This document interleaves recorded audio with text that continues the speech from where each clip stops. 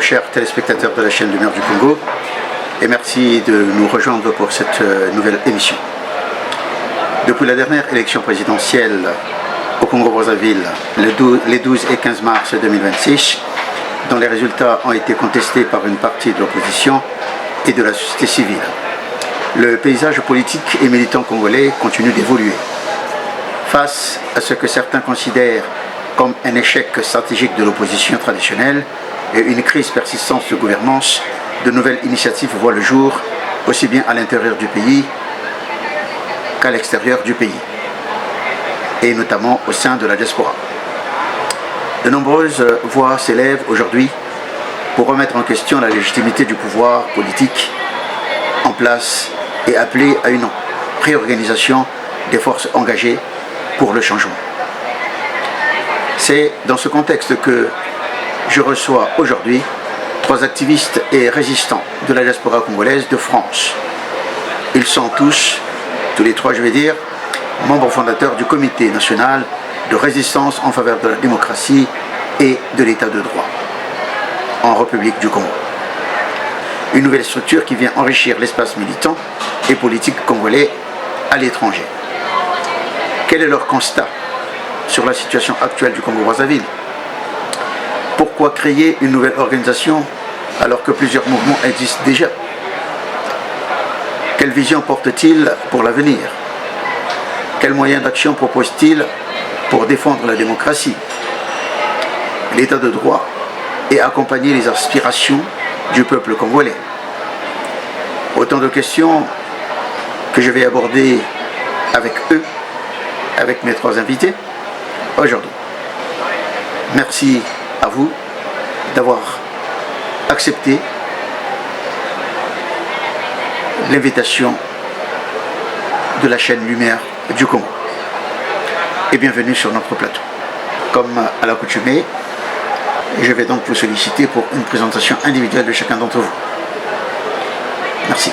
Monsieur Gérard, est-ce que vous pouvez vous présenter auprès des téléspectateurs? Merci Monsieur Bernardin pour l'invitation. Je profite de l'occasion pour dire bonjour aux téléspectateurs. Je suis Gérard Milandou, membre fondateur de ce comité national de résistance en faveur de la restauration de la démocratie de l'État de... Monsieur Elie Moussampa, pouvez-vous vous présenter? Oui, Monsieur Elie Moussampa, activiste sur la place de Paris et membre du comité d'action pour la restauration et l'État de droit. Alors, bonjour, moi c'est Monsieur Yann Darnel, membre du comité d'action également. Alors, vous êtes tous les 3 membres du comité national de résistance en faveur de la démocratie et de l'état de droit en République du Congo. Nous l'avons donc compris, nous l'avons noté. Maintenant, est-ce que vous pouvez nous dire comment est née cette initiative et quel problème fondamental cherchez-vous à résoudre? Très bien. D'emblée, nous allons profiter de cette occasion pour dire bonjour à tous les téléspectateurs. L'initiative va en droit de ce qui se passe au Congo-Brazzaville. Vous voyez, il y a un désordre absolu, un désordre organisé, où les politiques, les intellectuels ont échoué.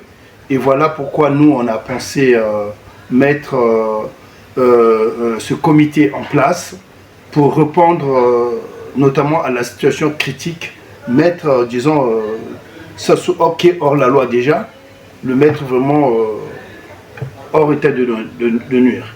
Très bien, alors la parole peut circuler, chacun de vous prend la parole. Ouais, pour continuer dans le même sens là, suffit seulement d'observer le paysage politique au niveau du pays, même dans la diaspora.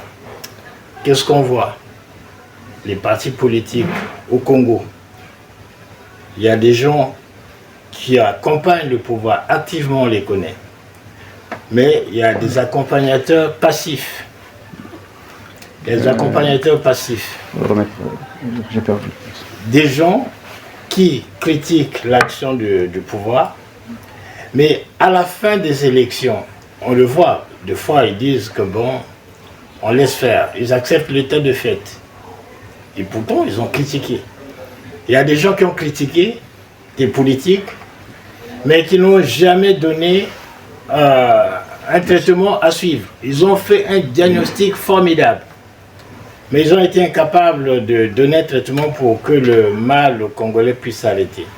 On s'est dit, si on continue comme ça, on va se faire avaler par le pouvoir. À un moment donné, il faut avoir le courage de dire des choses par leur nom. C'est ce qu'on a remarqué au niveau de la classe politique, au niveau des associations. Quand vous voyez ceux qui dirigent les structures associatives, qui portent les plaintes, parfois c'est des hommes politiques. Ils n'ont rien fait au niveau des idées politiques.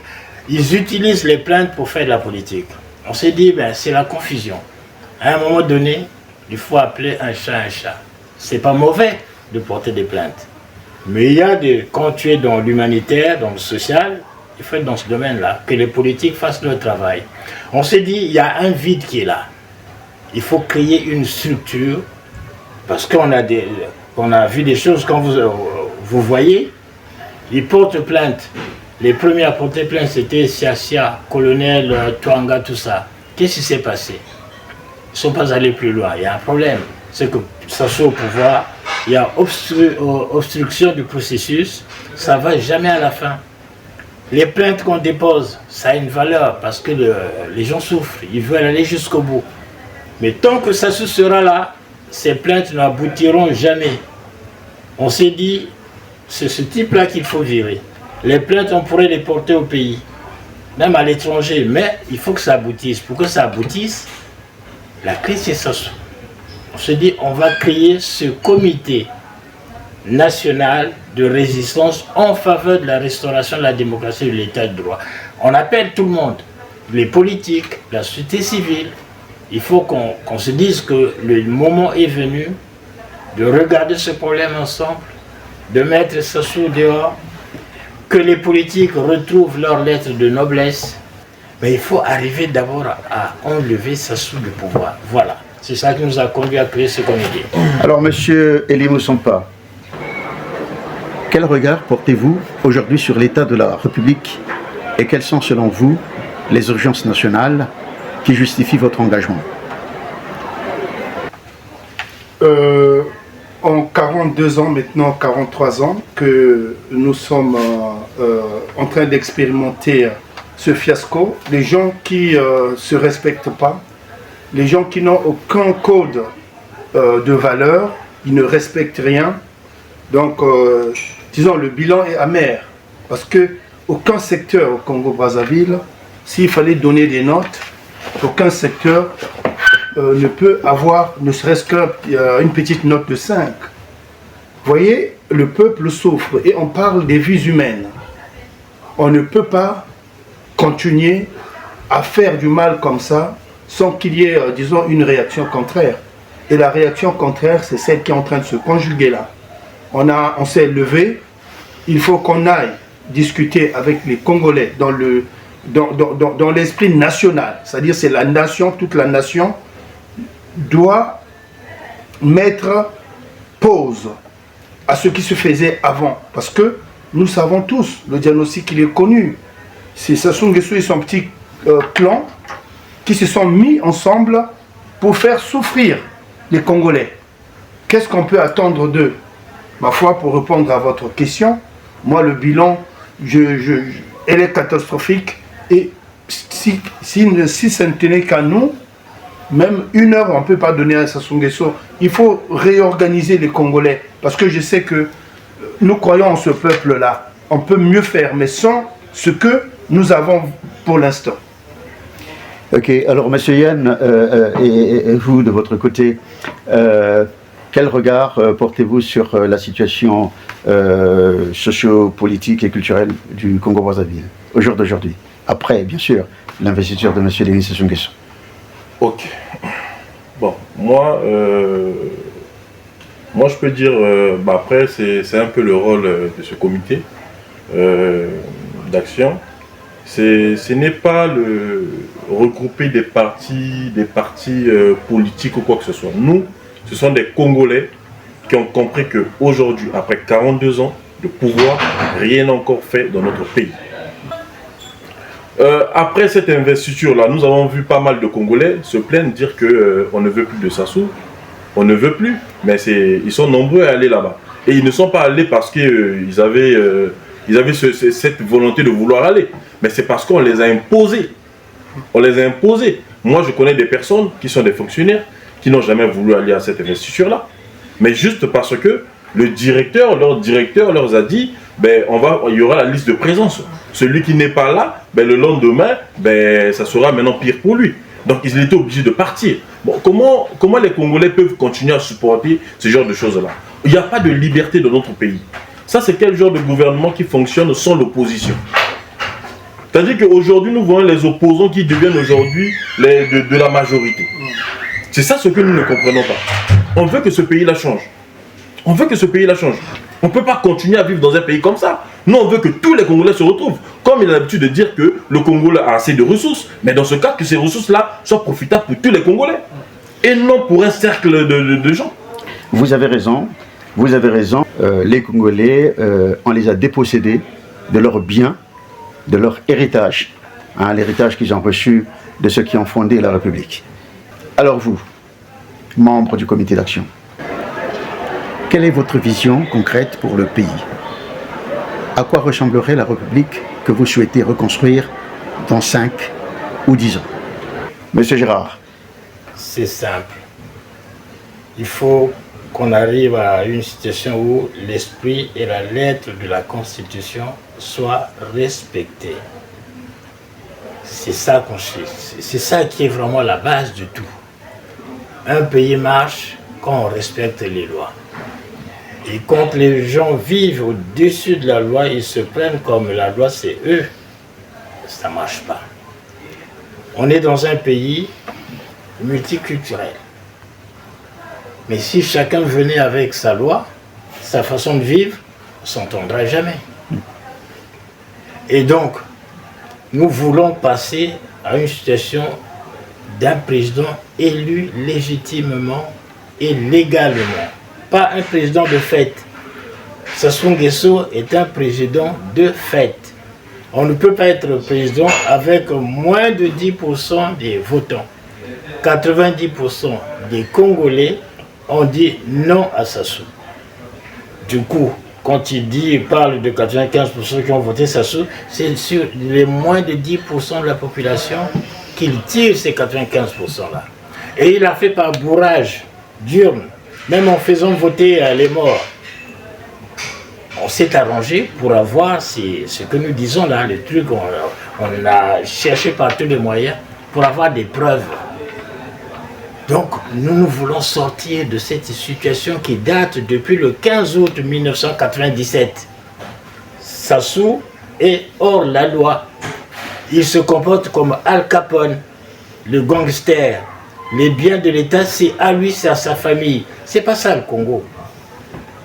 Le Congo doit être pour tous les Congolais.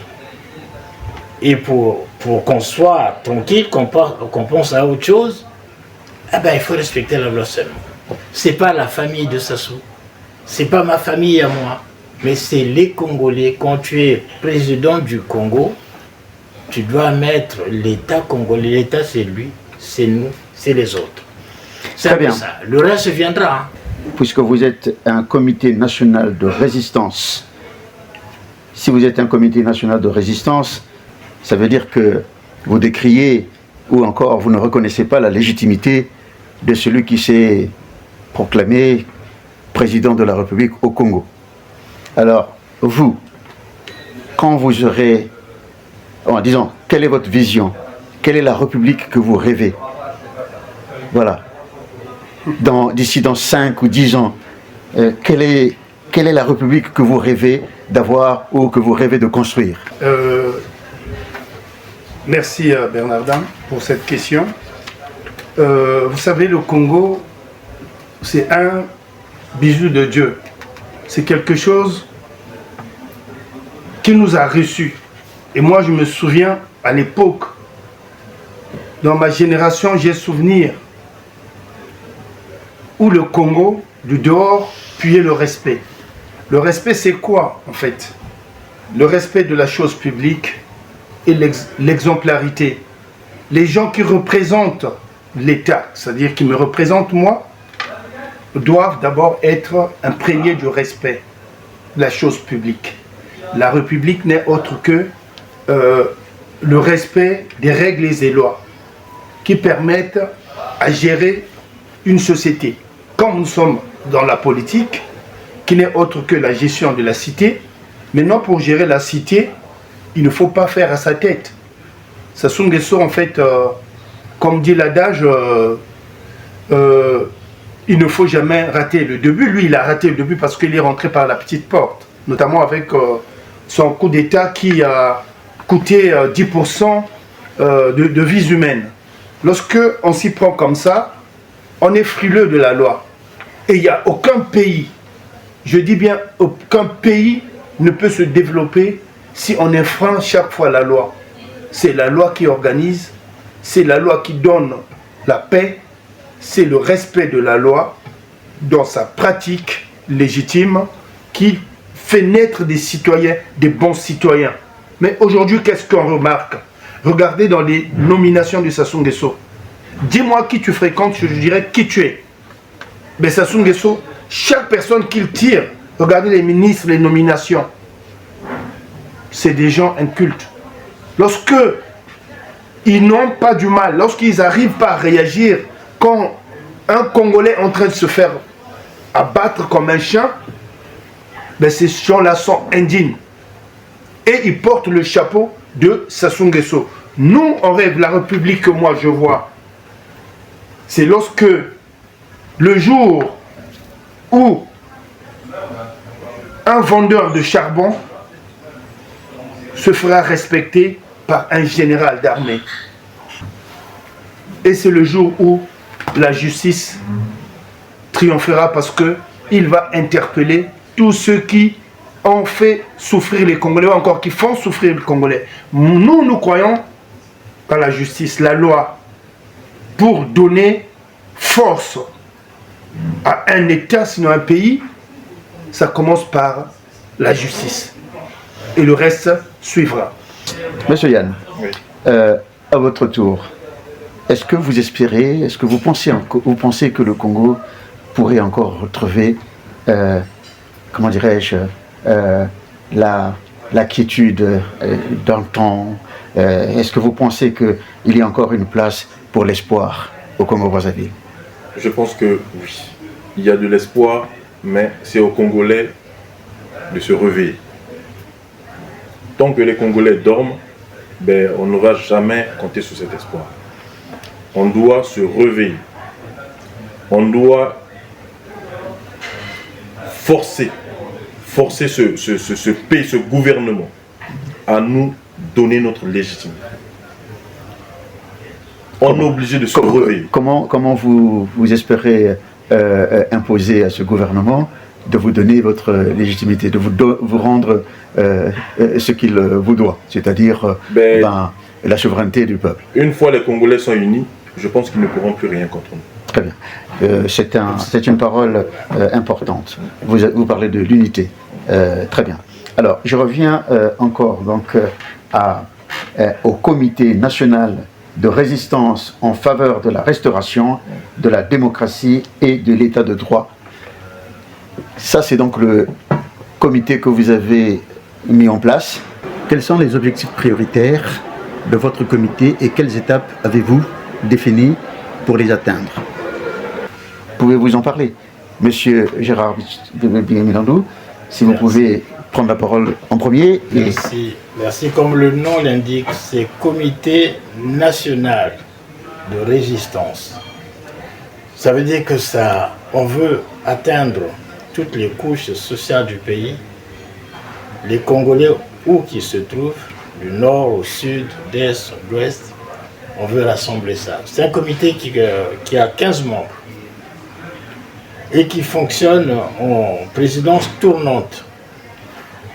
Chaque représentant, il fait 3 mois qu'il dirige. 3 mois après, il passe la main à un autre collègue. Pour que tout le monde participe, on n'a pas le même dynamisme. Mais le but d'abord, c'est de rassembler tous les Congolais. Ensuite, s'adresser au peuple, C'est surtout ça, parce que le but, c'est de changer. Le comité tel que c'est défini, c'est pour prendre la place de la présidence du pays. Aujourd'hui, on ne peut rien faire si Sassou est là. La preuve en est que le 11 mai dernier, il a fait une demande au FMI pour prendre de l'argent. Le 11 là, il a demandé de l'argent. N'oublions pas qu'au mois de décembre 2025, il a emprunté 410 millions. En fait, l'argent là, ce n'est pas les Congolais, mais c'était pour préparer ces élections. Donc du coup, tant qu'il sera là, on s'en sortira jamais. Il faut se débarrasser de lui qui est là à la tête. Et nous, le comité va prendre le pouvoir. Pour faire quoi? Le but, le comité va mettre en place un gouvernement. Ce gouvernement, on va lui assigner des missions. La mission, c'est gérer les affaires courantes, convoquer une conférence nationale souveraine, que nous appelons BIS. Pourquoi BIS? Parce que les lois, les décisions prises lors de la conférence nationale souveraine de 1991 n'ont pas été appliquées. Mais si ça n'a pas été appliqué, il y a eu des erreurs peut-être. Si le Soudan n'a pas réussi, peut-être qu'il y a eu des erreurs. Mais donc il faut qu'on se retrouve pour redresser ce qui était droit, rehausser les choses, enlever ce qui est mauvais, pour qu'on puisse aller de l'avant. On va s'adresser au peuple. Que le peuple reprenne sa souveraineté pour prendre le pouvoir. Et vous vous êtes fixé donc pour mission de vous adresser au peuple. Et donc votre comité a multiples missions. Donc gérer les affaires courantes, redresser le Congo, mettre en place un gouvernement qui va gérer les affaires courantes. Qui va gérer les affaires courantes, bien sûr, ça fait partie des missions. Ouais, ce comité, c'est 15 membres, on était nombreux déjà. On s'est dit, tout le monde ne va pas passer au comité. On a mis en place une commission de pilotage et une commission des sages. Alors, monsieur Elie Moussampa, depuis votre création, quelles sont les principales actions que vous avez déjà menées et quels résultats tangibles pouvez-vous présenter? Peut-être que c'est trop tôt, mais c'est à vous de le dire.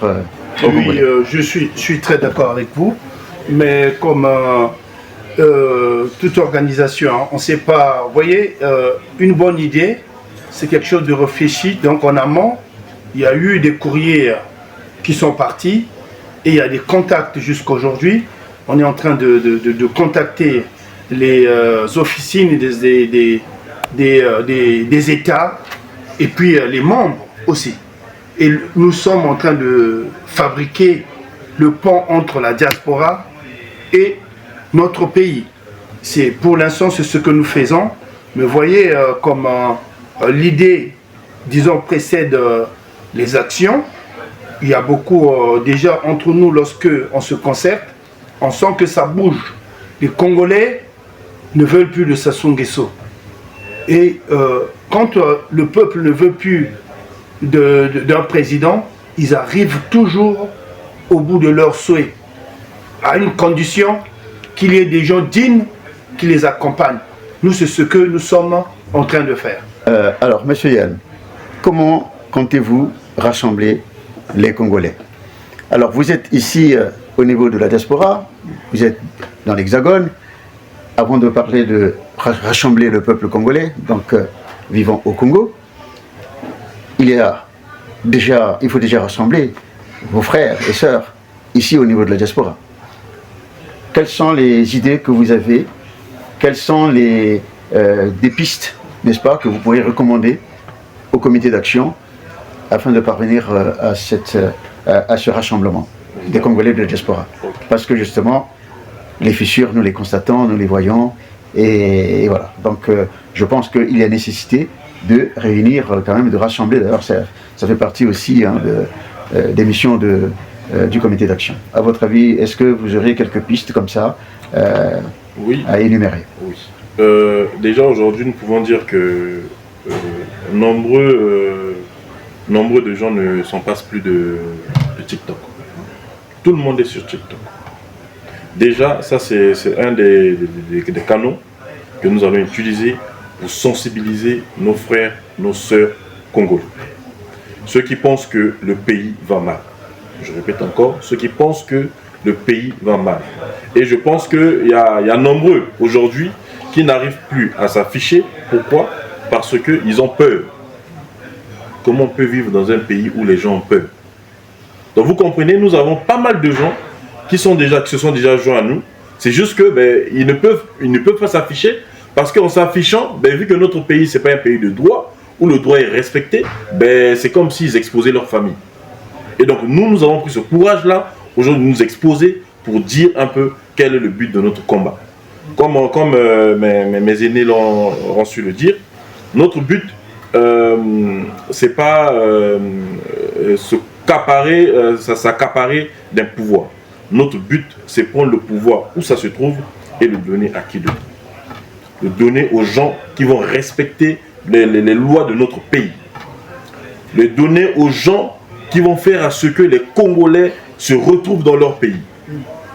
Les donner aux gens qui vont pousser les Congolais de la diaspora, une fois finis de se former dans ces pays-là, de revenir emmener leur savoir-faire dans notre pays. Aujourd'hui, nous avons des gens très intelligents ici en France, aux États-Unis ou d'ailleurs, mais qui ne veulent pas aller mettre un plus-value dans notre pays. Pourquoi? Parce que le pays n'est pas prêt à accepter, comment je peux dire, le développement ou je ne sais quoi.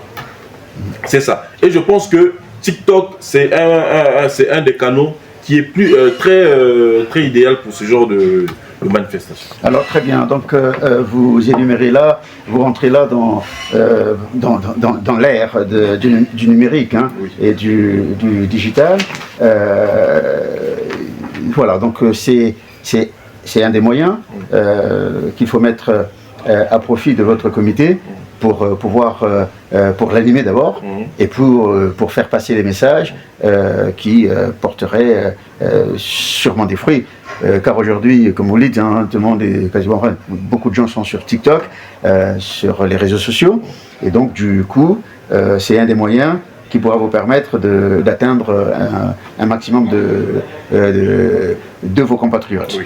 Alors, Monsieur Gérard Milando, comment comptez-vous rassembler les forces politiques, la société civile, la jeunesse et la diaspora autour de votre démarche?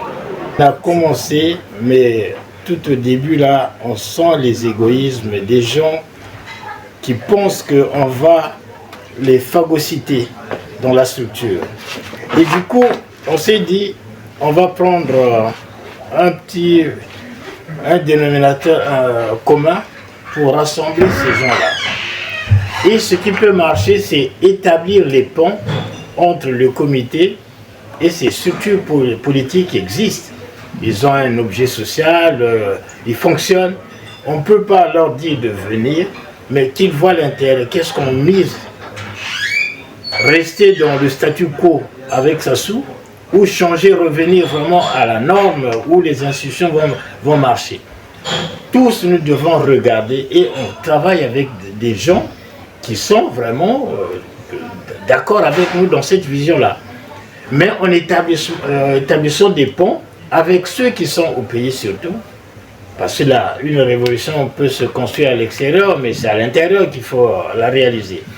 Et c'est ce qu'on a fait, qu'on est en train de faire maintenant avec des structures qui sont à Brazzaville, à Pointe-Noire, pour mettre des représentants. Certains de ces représentants sont dans le comité déjà, pour animer. Ceux qui sont ici, à Paris, c'est un terrain glissant, il y a des égoïsmes, il faut du temps. Mais on va travailler ensemble avec eux pour l'intérêt du pays. Celui qui trouve que bon, il faut lutter contre ce régime en place, il reste dans sa structure. Et puis de temps à autre, s'il y a des manifs, on va s'échanger pour que eux, dans leur milieu, ils véhiculent le message. On ne peut pas les débaucher, non. Il faut qu'ils soient libres, indépendants, mais regarder la même direction. C'est ce qu'on fait au niveau de Paris. J'ai contacté beaucoup de structures déjà. En parlant, ils sont d'accord. Mais ils restent chez eux. Oui, ils restent chez eux. Ils restent chez eux. Il faut du temps. Et ce n'est pas par hasard qu'ils restent chez eux. C'est ce que je disais tantôt. c'est qu'il y a eu une coupure entre le politique et le peuple. Et toutefois qu'il y a une association qui invite les Congolais, les gens pensent que c'est les politiques qui appellent, alors que ce n'est pas forcément le politique qui invite. Et ce sont les compatriotes qui sont réunis autour d'une idée, qui appellent leurs frères, leurs sœurs pour se retrouver et puis examiner, regarder le pays en face. Monsieur Elie Moussampa, alors, on parle ici donc des idées qui pourraient être mises dans votre boîte à outils pour rassembler les Congolais. Alors, laissons nos amis du pays tranquilles, parlons de la diaspora. Vous-même, monsieur Elie Moussampa, vous avez une expérience du terrain ici à Paris, au niveau de la diaspora, en tout cas au niveau des jeunes, de cette jeunesse qui monte depuis déjà des années. Au jour d'aujourd'hui, je suis persuadé que vous faites aussi le constat qu'il y a eu un émiettement. Comment réparer cet émiettement? Comment faire revenir ceux qui sont partis, les faire revenir à la place de la République pour lutter, mener le combat ensemble? Oui, comme nous sommes à l'ère Internet, je pense que nous avons là plusieurs possibilités et moyens pour mobiliser. Mais moi, je suis quelqu'un de très traditionnel. Le bouche à l'oreille, ça, je sais le faire. En fait, vous savez, l'Internet a foiré quelque chose que nous avons perdu, le contact. Mais nous allons faire du porte-à-porte. Parmi les moyens pour rassembler, c'est déjà prendre le téléphone, prendre les nouvelles des amis, des parents, parce qu'il s'agit, le Congo c'est une grande famille. Nous, on ne va pas investir dans les difficultés d'hier pour les remettre encore devant. Donc ceci dit, nous allons prendre l'engagement d'aller voir d'abord les grosses têtes de Paris et prendre le téléphone pour arriver s'il le faut, téléphoner pour ceux qui sont ailleurs et nous allons leur parler de ce projet-là qui est à notre sens un projet salvateur parce que aujourd'hui si le Congo se meurt, c'est parce que les gens ne veulent plus discuter les égos, mais justement c'est le moment d'aller cogner sur les égos pour qu'on puisse se mettre dans un terrain d'entente, pour mettre la nation d'abord devant nous. Parce que le Congo, ma foi, a besoin d'être défendu. Le Congo est pris en otage. Et pour ceux qui aiment le Congo, moi je parlerai d'ailleurs en termes de pourcentage. Je sais que aucune action ne va faire du 100%. Mais nous, si on arrive à 80%, c'est l'objectif, on est gagnant. Donc, chers compatriotes, ne soyons pas frileux. Libérer un pays, ça demande du courage et ça demande de la détermination. Il faut encore qu'il y ait des gens, il faut sélectionner les gens. Et si on ne se donne pas cette possibilité, c'est-à-dire de s'appeler, de parler de ce projet, de nous contacter, n'ayez pas peur, parce que un long voyage commence par un premier pas. Nous, ce que nous faisons là déjà, c'est déjà ça. Ça nous permet de venir chez vous, devant vous, et si ce que nous parlons actuellement vous intéresse, eh bien, vous allez prendre le contact, et ça fera partie des stratégies pour nous rassembler. Monsieur Elie Moussampa, voilà, donc vous avez donné votre regard là-dessus, sur cette question de rassemblement. Ben, si Monsieur Yann veut ajouter quelque chose, oui, je veux ajouter quelque chose là-dessus, oui, allez-y. Nous avons des gens qui sont motivés, qui aujourd'hui, qui sont prêts au changement, qui sont prêts à prendre des risques aujourd'hui. Et nous qui sommes là, nous avons accepté de prendre ces risques-là. Nous avons accepté de nous mettre au devant. Et donc, nous pensons que s'il y a encore des gens courageux qui sont là à la diaspora, qui sont courageux, qui veulent se mettre devant avec nous, je pense que ceux qui sont partis, ils reviennent. Très bien, monsieur, très bien, merci monsieur Yann. Monsieur Midandou, est-ce que vous pouvez, si vous avez quelque chose à ajouter sur cette question-là, avant de passer à... C'est une question très importante en fait. Le courage, on en a besoin maintenant. Parmi nous, il y a des gens qui condamnent le régime de Sassou, qui veulent un changement, mais dès que vous touchez à un seul cheveu de Sassou, ils ne sont pas avec vous. Mais je pense que le moment est venu de mouiller le maillot, comme on le dit. Si nous voulons que ça change, il faut dire ce qui ne va pas. Ça fait longtemps que ça soit là. 42 ans de pouvoir. Mais le pays n'avance pas. Ça veut dire que la tête est pourrie, c'est cette tête-là qu'il faut changer. Et puis au comité où nous sommes, on a vu que c'est difficile de dire à quelqu'un venez. On s'est dit, nous tous on est des leaders. Donc vous faites 3 mois de présidence, tu donnes le pouvoir à un autre. C'est pas pour faire la promotion d'un tel ou un tel. Mais ceux qui sont là, ils travaillent pour que le peuple vienne un jour élire son représentant. Arriver à cette situation-là. Mais il faut une tête. C'est le chemin qu'on monte, c'est le comité qui indique ce chemin. Celui qui veut être président, on ne lui enlève pas. Il faut qu'il ait des gens qui veulent être président. Mais il faut être président dans une logique où le peuple choisit. Donc, pour l'instant, on leur dit, gardez la présence de vos structures, mais regardez ce que le comité veut. C'est le changement, rien que le changement. Et après, on revient à la normalité des institutions au Congo. Très bien. Alors, monsieur Elimor Sampa, j'en viens à vous. Aujourd'hui, plusieurs mouvements, plateformes et organisations revendiquent le changement. Pourquoi les citoyens devraient-ils rejoindre votre comité plutôt qu'un autre? La valeur ajoutée, déjà moi je partirai sur la proposition, cette idée-là elle est nouvelle, car en fait tous ceux qui nous parlent ici, ils ne veulent pas voir Sassou Nguesso partir. Ça c'est de un. De deux, nous Congolais, on n'a pas besoin d'être au Congo pour vivre la difficulté que ce peuple est en train de subir. Une difficulté structurelle, bien entendu. C'est-à-dire les gens se sont concertés, en commençant par le chef d'arbitre Sassou Nguesso lui-même, qui a fait vraiment des déclarations pompeuses, à savoir, ils ont décidé de tout détruire. Ça, c'est Sassou Nguesso qui parle.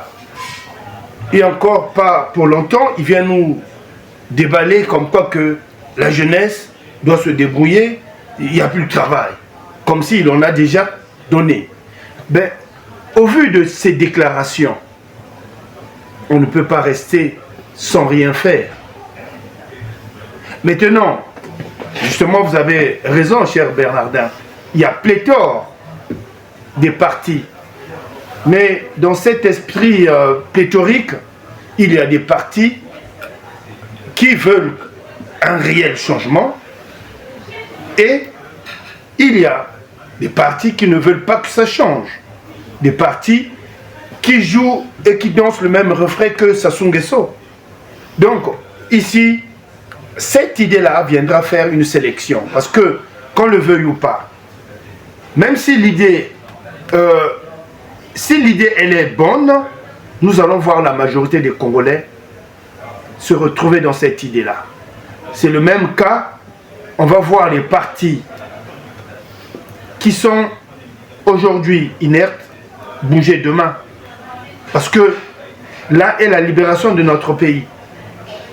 Ce que nous proposons, c'est donner la vie aux Congolais qui veulent bien vivre demain. Car en fait, on veut poser là un cadre.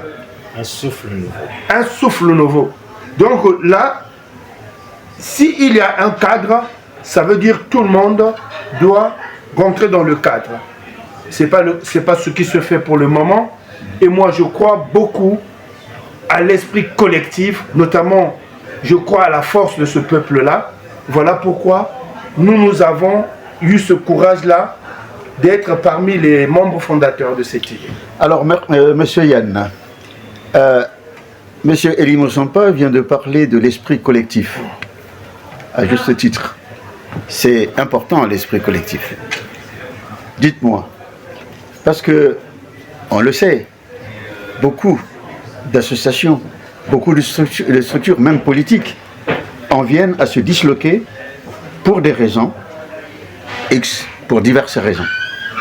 Comment garantissez-vous la transparence, la prise de décision collective et évitez-vous les divisions qui fragilisent souvent les mouvements de changement? Donc vous, au sein de l'association, au sein du comité plutôt, du comité d'action, comment pensez-vous, n'est-ce pas, préserver l'unité, la cohésion au sein du comité? Ben, comme j'ai mon aîné qui vient de dire tout à l'heure, que nous, on n'est pas du genre, aujourd'hui tu as le pouvoir reste que chez toi. Après chaque 3 mois, c'est ça, chaque personne essaie de prendre un peu, être leader dans le parti ou encore dans notre comité pour que ça puisse faire vivre notre parti, notre comité. Et puis en ce moment, on est en train de mettre sur chantier un engagement entre les membres du comité, entre eux et le comité. On voit parce qu'on les envoie chez tout le monde, ils lisent. Quand ça revient, on fait la synthèse, on se retrouve tous les 15 pour adopter les textes. Donc il y a un manifeste qui est en cours, il y a un texte d'engagement et un texte de portée générale. Ce qu'on doit faire au comité, ce qu'il ne faut pas faire. Et du coup, quand ces documents seront prêts, signés par tout le monde, je pense que vous allez nous recevoir réunis. Les autres, ça sera par téléphone. Et ceux qui sont aux États-Unis ou en Afrique du Sud, ils ne seront pas avec nous. Mais les présents, on va se réunir aussi pour faire l'Assemblée générale. Le moment venu, on s'assurera ça. Mais pour l'instant, vraiment, on a mis l'esprit d'équipe. Que toi, moi, tu as fini. Il y a des gens qui seront dynamiques, d'autres non. Mais on doit suivre les choses ici et au pays. On travaille en symbiose avec les gens du pays. Maintenant, les partis politiques qui sont ici, on a essayé de les contacter par téléphone. Évidemment, il y a des gens qui nous ont dit que moi, je suis président des Patriotes. Moi, je suis président de ceci. On dit, mais vous n'abandonnez pas vos structures. Mais vous adhérez à cette logique où on amène le pays à retrouver ses institutions, le fonctionnement normal. Avec votre parti, vous allez vous présenter au public, au peuple. S'il vous élit, vous serez président. On les oblige pas, c'est-à-dire que la nécessité de regarder une même direction. Les chapelles, on ne les fait pas disparaître. Ça va rester, mais qu'ils regardent ce que nous voulons pour le pays. Qu'ils regardent donc l'objectif l'objectif commun, qu'ils partagent le même objectif. Ceux qui partagent le même objectif doivent se mettre ensemble, doivent converger, doivent se retrouver pour... voilà. Alors, écoutez, vous avez quelque chose à ajouter? Oui, je voulais ajouter, très rapidement. Ce que je voulais ajouter aussi, c'est que aujourd'hui, ce qui rend la communauté en bonne santé, la communauté en bonne santé, c'est d'abord cette énergie que nous avons par rapport au changement de notre pays. Moi qui vous parle aujourd'hui là, je pense que je serai toujours en bonne santé et je serai toujours investi dans ce comité parce que je me dis, c'est mon combat. C'est mon combat. Je suis congolais. Ça fait mal, hein? Ça fait mal de voir, moi par exemple qui suis ici, je n'ai jamais pensé un jour venir m'installer en France. Je voulais rester dans mon pays. Mais aujourd'hui, je me retrouve ici à cause de ces gens-là. Mais donc, je peux dire que aujourd'hui, ce qui me nourrit, ce qui me met en bonne santé, ce qui me pousse à me donner à fond dans ce comité, c'est parce qu'ils sont en train de mener un combat que moi également, je suis partant. avec eux. C'est pour ça, vous voyez, c'est ça qui nourrit un peu ma motivation. Et donc je pense que tous ceux qui voudront adhérer voudront s'associer à nous, je pense qu'ils auront cette même motivation, d'accord, pour